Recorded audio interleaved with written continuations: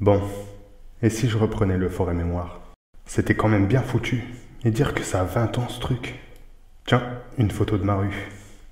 Pour me relancer, il me faudrait un bon logo. Qu'est-ce qu'ils avaient déjà à l'époque?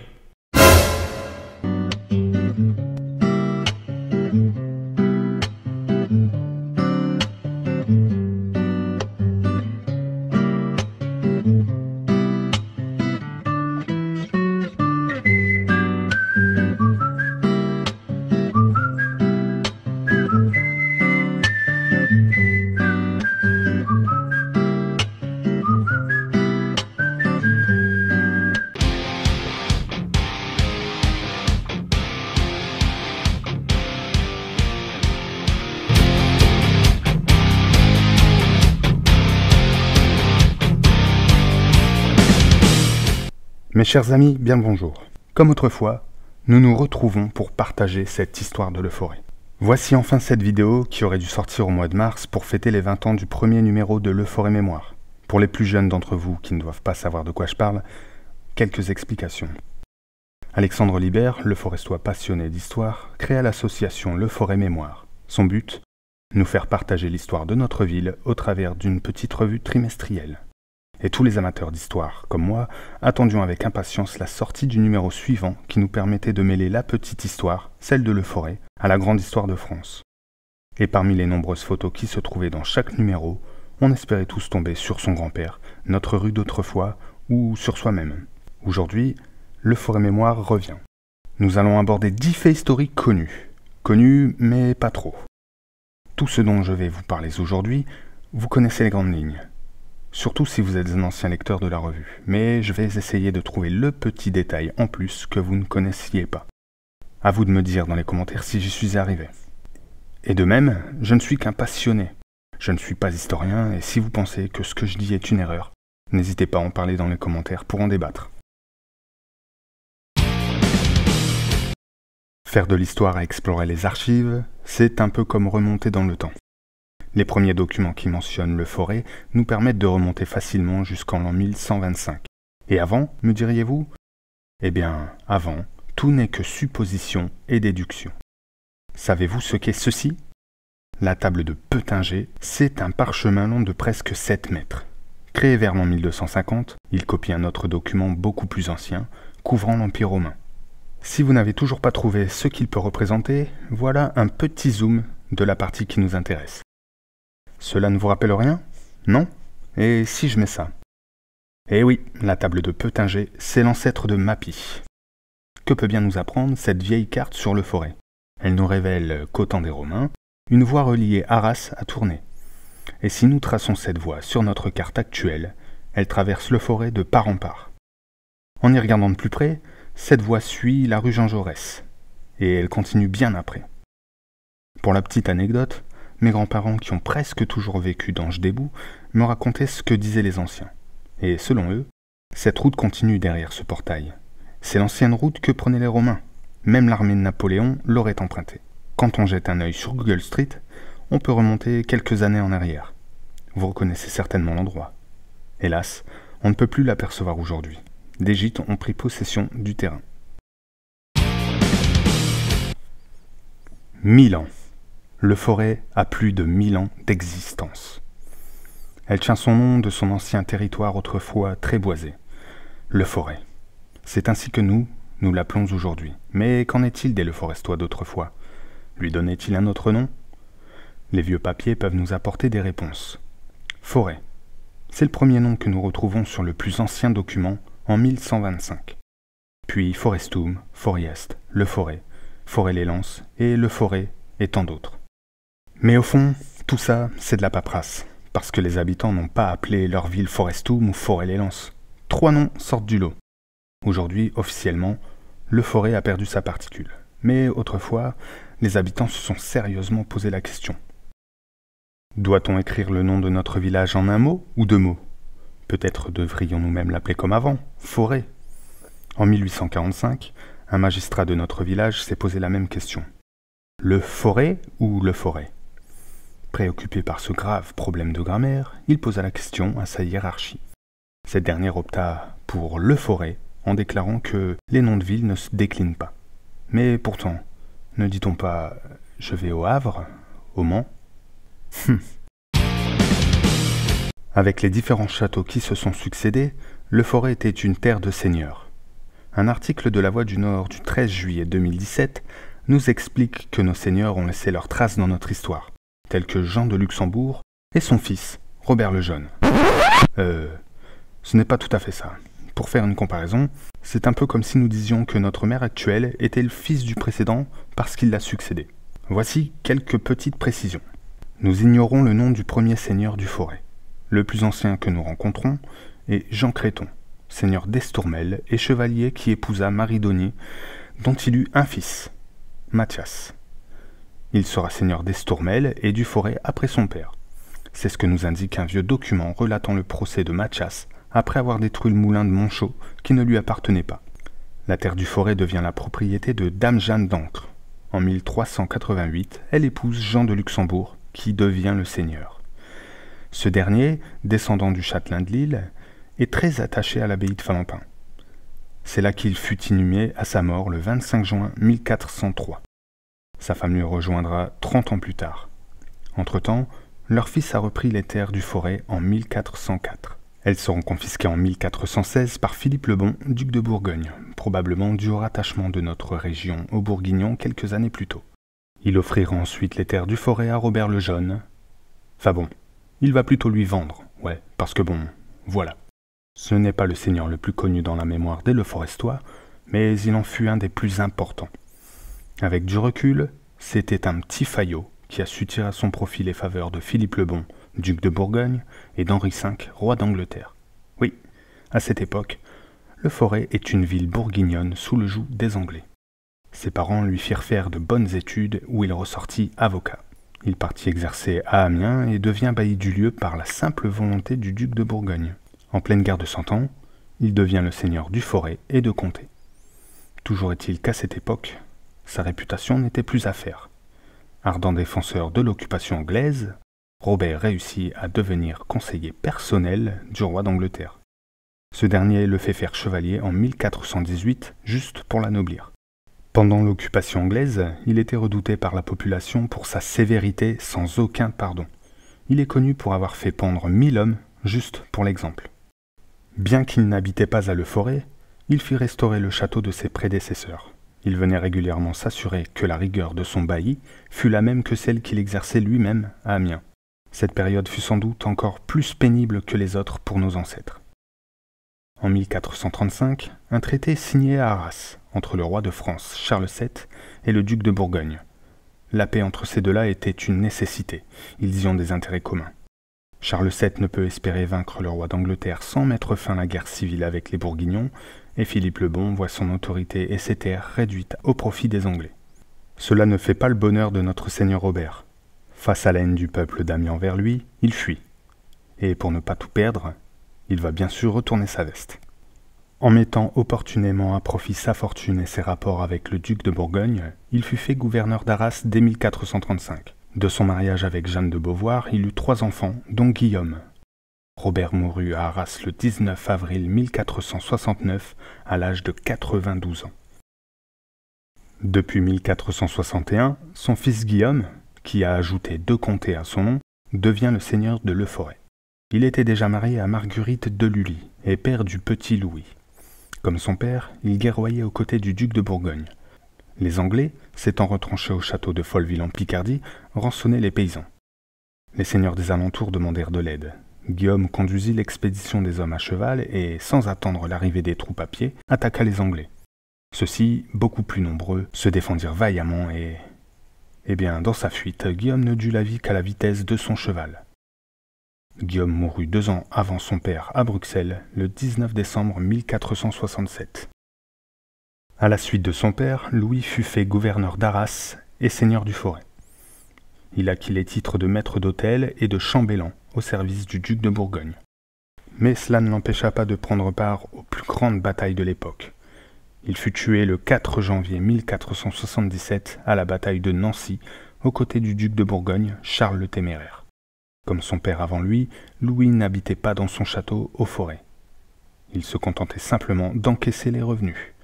À son décès, c'est son second fils, Philippe, qui devint seigneur du Forêt.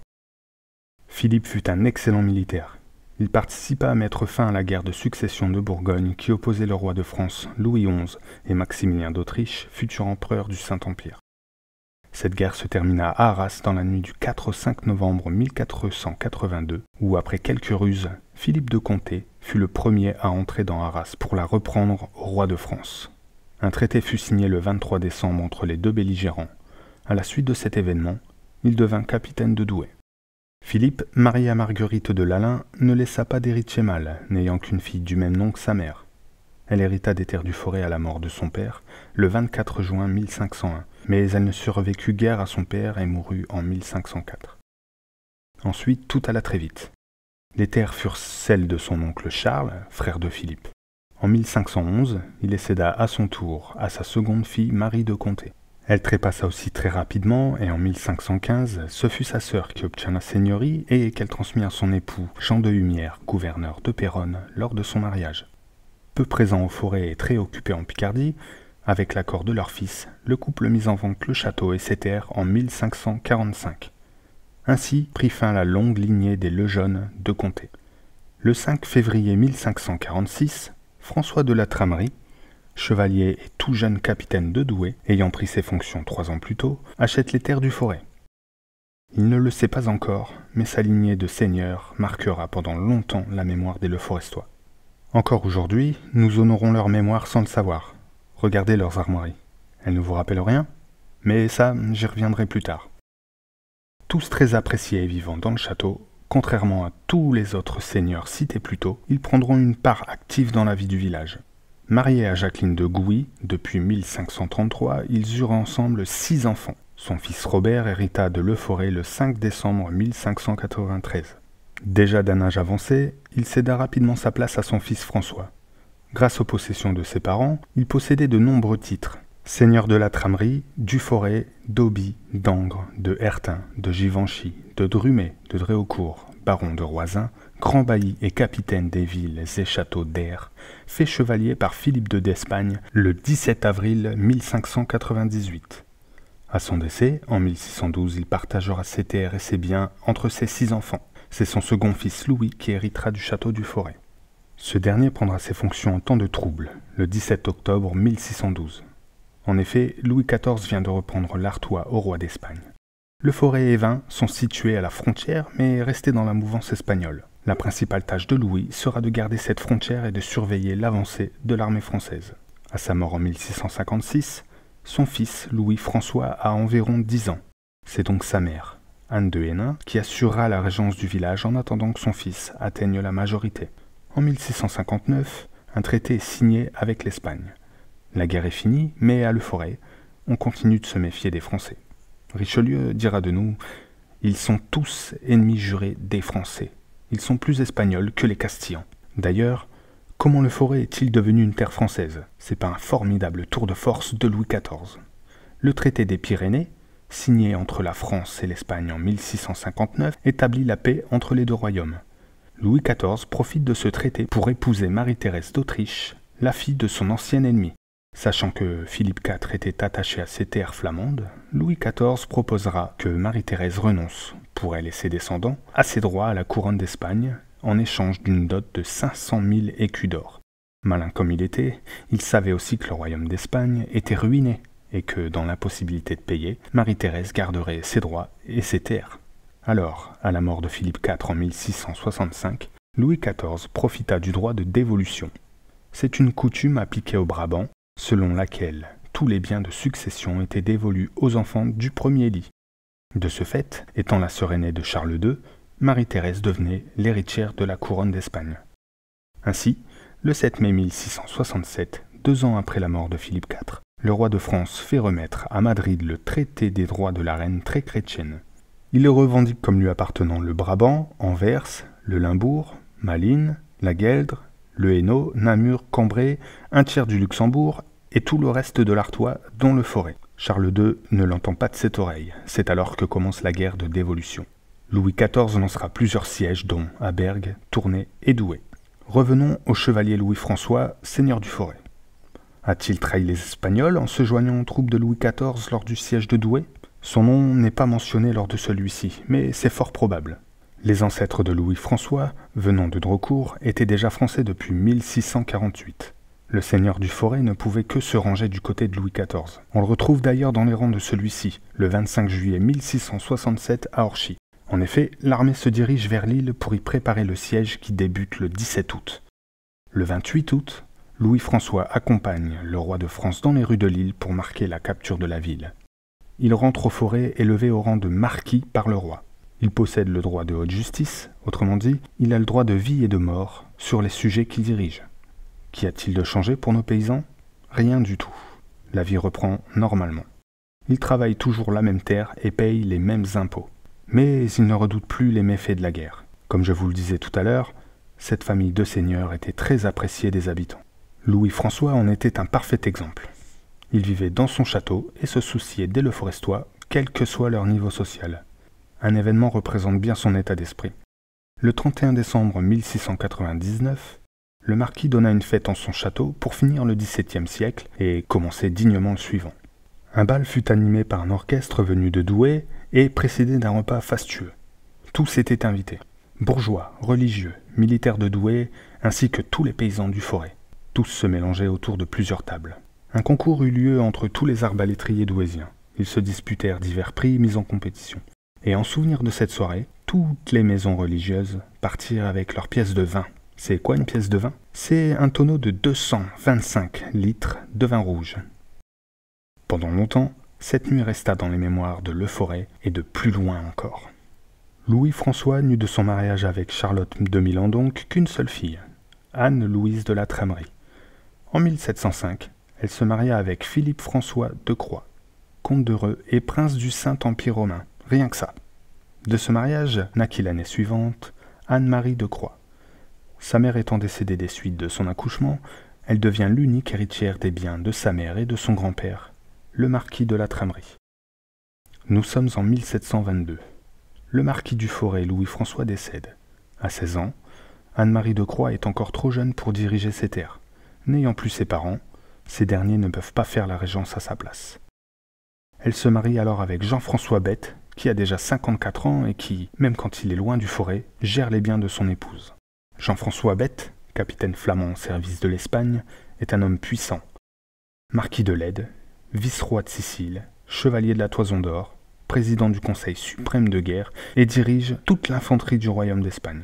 C'est d'ailleurs dans l'exercice de ses fonctions qu'il décédera à Madrid en 1725. À tout juste 19 ans, Anne-Marie devient veuve, et elle le restera jusqu'à sa mort. Elle récupère les pleins pouvoirs sur les biens hérités de son grand-père. Cependant, elle ne conserve pas le privilège de haute justice. Celui-ci est de nouveau traité au château de Lens. Et comme tous les seigneurs avant son grand-père, elle dispose de la justice vicomtière. Elle n'a d'autorité que sur les terres du Forêt et non plus sur les habitants. Anne-Marie cumule les titres, princesse de Croix et du Saint-Empire romain, grande d'Espagne, marquise du Forêt, dame d'Aubie, etc. Elle se plaisait à dire que cela faisait beaucoup pour une seule femme. Mais c'est sous le titre de son défunt mari, marquise de Leyde, que tout le monde l'a nommée. Anne-Marie possède une demeure parisienne, mais elle tient son château du Forêt ainsi qu'à ses terres. Le 30 juin 1770, elle n'hésitera pas à intenter un procès à l'encontre de l'évêque de Cambrai.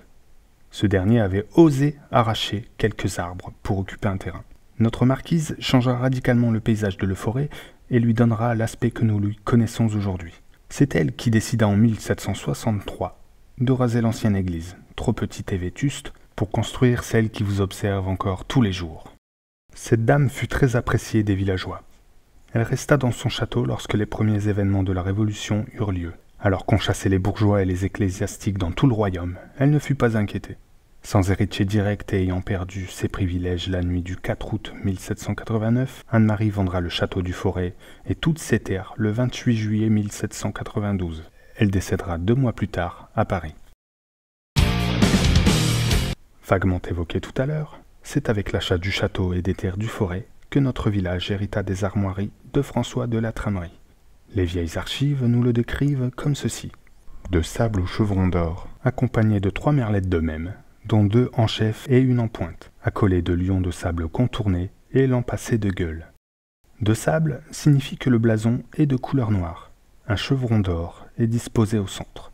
3 merlettes de même couleur l'accompagnent, 2 en haut et une en bas. Il est accolé de 2 lions de sable contournés. Et l'empassé de gueule veut simplement dire que leurs langues sont rouges. Diverses représentations dans la ville et certaines archives nous permettent de rajouter cela. Autre petit détail, suite à une question qu'on me pose assez souvent. Oui, la merlette est dessinée sans son bec. D'ailleurs, si vous regardez bien, vous ne verrez pas non plus ses pattes. C'est tout simplement parce qu'en héraldique, la merlette est un oiseau stylisé, toujours représenté de cette manière. Cet usage vient des anciens nobles qui se servaient de petites pièces pour faire leur sceau, et ils n'avaient pas envie de s'embêter à préciser les détails. Voilà à quoi pouvaient ressembler les armoiries de François de la Trémerie. Lui et sa famille furent tellement appréciés que même après la Révolution et jusqu'à aujourd'hui, nous les utilisons toujours. Bon, même si juste après la Révolution, il y a quand même des trucs qu'on ne voulait plus voir. On s'est dit que le homme, ça faisait un peu trop penser aux seigneurs et aux chevaliers du Moyen-Âge. Vous savez, ceux qui avaient tous les privilèges. Alors, on l'a dégagé. Qu'est-ce qu'on fait des lions? Les lions, on les garde. Ça fait classe, les lions. Par contre, les langues, maintenant, elles seront noires. Le bouclier, là, ça fait pas un peu trop guerrier? Si. Alors, on va le changer. Et pour montrer qu'on fait encore moins la guerre qu'avant, on va lui mettre une bordure. Ouais, c'est bien la bordure. Et en plus, on a une ville avec un beau château. Alors, on va poser cette couronne au-dessus du blason. Cette couronne possède 5 tours, alors qu'elle devrait n'en avoir que 3, comme toutes les autres communes. Nous utilisons celle-ci simplement pour rappeler la couronne de marquis qu'ont porté les derniers seigneurs du Forêt. Un peu moins utilisée ces dernières années, voilà les armoiries de notre ville. Un bel hommage à nos seigneurs et l'héritage qu'ils nous ont transmis. Rien ne vous choque? Là, c'est pas mieux? C'est parce que, aujourd'hui, la couronne est devenue jaune dans l'esprit collectif de la population suite à de mauvaises utilisations. Et, comme tout le monde, c'est de cette manière que je l'utiliserai pour le Forêt Mémoire. Mais à l'origine, elle était bien blanche. Avec une histoire remplie de seigneurs et de chevaliers, il est logique que l'on ait pu trouver un château à Le Forêt. Nous l'avions encore jusqu'à très récemment. Le premier seigneur de Le Forêt est inconnu. Quand il édifia son château fort au milieu du XIe siècle, les paysans groupés autour de celui-ci se rassemblèrent. Pour pratiquer leur religion, une petite chapelle seigneuriale avait été bâtie dans l'enceinte du château. Nous savons que vers 1400, Jean de Luxembourg rasa ce château fort trop vétuste pour en construire un plus moderne et bien plus confortable. Son fils Pierre hérita de ce château en 1404 avant de prendre la possession de ses terres. Ce même château sera rénové en 1558 par Robert le Jeune, et c'est celui-là que nous connaissions encore au début du siècle dernier, même s'il avait un peu changé. Entre 1605 et 1611, Adrien de Montigny peint pour la famille de Croix de nombreux territoires de l'Artois, dont celui de Le Forêt. C'est la représentation la plus ancienne de notre village que nous possédons. Cependant, en y regardant de plus près, nous pouvons observer quelques différences avec le château qu'on a connu. À l'époque de la peinture, le château était encore entouré d'une imposante muraille. Peut-être est-ce là les vestiges de la muraille du XIe siècle? Même si son but n'était plus de résister à un siège, ce château pouvait mettre à l'abri tous ses occupants. Les façades aussi ont changé. Rénovées sous influence flamande, on peut en apercevoir des similaires à celles que nous trouvons encore à Arras ou à Bruges. Dans ces dernières années, le château fut transformé et il était plus contemporain. En 1939, le château sera racheté par la Compagnie des mines de l'Escarpelle. Il finira par être démoli en 1953 pour laisser place au logement d'aujourd'hui. De cette vie de château, il subsiste toutefois les anciennes écuries et le portail. En plus du château, la peinture nous montre un autre édifice important pour notre ville. Cette vidéo n'est pas terminée, mais ça fait déjà bien longtemps qu'on est là et on a tous besoin de respirer un peu. Donc je vous propose de nous arrêter là pour aujourd'hui et de nous retrouver très bientôt pour la deuxième partie de ce Le Forêt Mémoire. Je vous souhaite une très bonne fin de journée. Ciao!